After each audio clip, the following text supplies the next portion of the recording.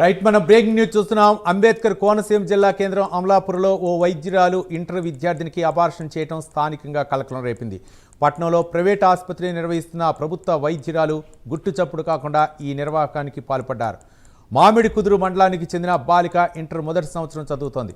ఇమ్రాన్ అనే యువకుడు ఆమెను ప్రేమ పేరుతో లొంగ తీసుకున్నాడు. దీంతో బాలిక 6 నెలల గర్భవతిగా మారింది. ఎలాగైనా గర్భం తొలగించాలని నిర్ణయించుకున్న ఇమ్రాన్ అమలాపురంలో ఉమెన్స్ కేర్ ఆసుపత్రి నిర్వహిస్తున్న డాక్టర్ శిరీష్ను సంప్రదించారు.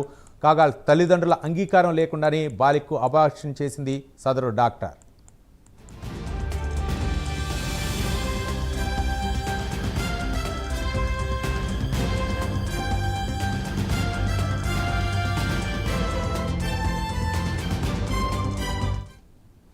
ఆపరేషన్ వికటించి హెవీ బ్లీడింగ్ కావడంతో బాలిక ఆరోగ్యం క్షీణించింది. దీంతో అసలు విషయం బయటకు పొక్కింది. విషయం తెలుసుకున్న జనసేన మహిళా నేత, ఏపీ బాలల హక్కుల కమిషన్ సభ్యురాలు కొప్పుల నాగమానస ప్రైవేట్ ఆసుపత్రికి వెళ్లి వైద్యురాలిని నిలదీశారు. తల్లిదండ్రుల కన్ఫర్మేషన్ లేకుండా అబార్షన్ ఎలా చేశారని ప్రశ్నించారు. అనంతరం తల్లిదండ్రులతో కలిసి పోలీసులకు ఫిర్యాదు చేశారు. 3 యువకులపై కేసు నమోదు చేసిన మామిడి కుదురు పోలీసులు దర్యాప్తు చేపట్టారు.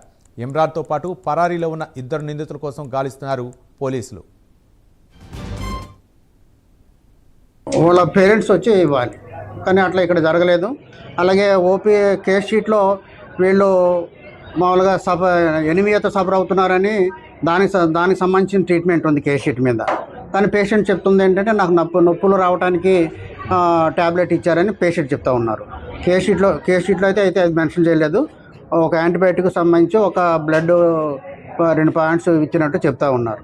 అలాగే ఇక్కడున్న పేషెంట్ స్టేట్మెంటు ఇక్కడ ఇప్పుడు వరకు మనం రివీల్ చేసింది ఈ విషయాలన్నీ ఒక కూలంకుషంగా ఒక రిపోర్ట్ రూపంలో హైయర్ ఆఫీషియల్స్కి సబ్మిట్ చేస్తున్నాం ఫర్దర్ యాక్షన్ కోసం. చట్టరీత్యా నేరం పనులు చేస్తున్న డాక్టర్లని ఏమాత్రం కూడా మా కమిషన్ నుంచి వదిలిపెట్టమని చెప్పని తప్పనిసరిగా తెలియచేసుకుంటున్నాము. ఇప్పుడు ఈ పాపకి మరి లోపల బేబీ 6 months కంప్లీట్ అయ్యి 7th month వస్తుంది. చట్టరీత్యా తల్లిదండ్రులు కన్సెంట్ లేకుండా ఆ అమ్మాయికి వివాహం జరగలేదని చెప్పింది. కన్సెంట్ తీసుకోకుండా డాక్టర్ గారు అడ్మిట్ చేసి అబార్షన్ చేయడానికి సిద్ధపడ్డారు. ఈలోగానే నాకు ఇన్ఫర్మేషన్ రాగానే ఆ అమ్మాయి చాలా ఇబ్బంది పడుతుంది. ఇప్పటికీ కూడా చాలా ఏడుస్తుంది అమ్మాయి, బాధపడుతుంది.